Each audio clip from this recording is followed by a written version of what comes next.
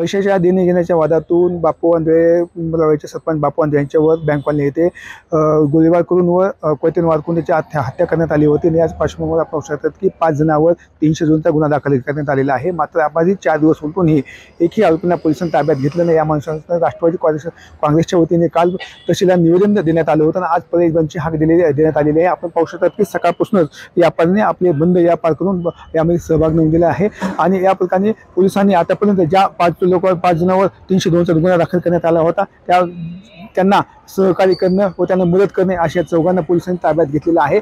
मात्र त्यांना आता न्यायालयाने 3 दिवसात कोठडी देण्यात आली आहे. मात्र जे मेन आरोपी आहेत त्यांना तात्काळ पोलिसांनी पकडावे व त्यांना त्यांच्यावर कठोर कारवाई करावी या मागणीसाठी राष्ट्रवादी काँग्रेसच्या वतीने बंद पुकारण्यात आलेला आहे. आणि आपण बघू शकतो सकाळपासून आपण आपले बंद दुकान ठेवलेले आहेत. कॅमेरा पर्सन विकास वाघमारे मी संभाजी मुंडे टीव्ही 9 परळी बीड.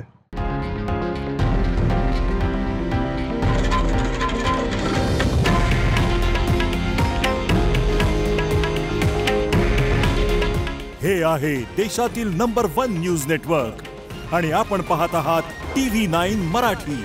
काळजी तुमची, हित महाराष्ट्राचं.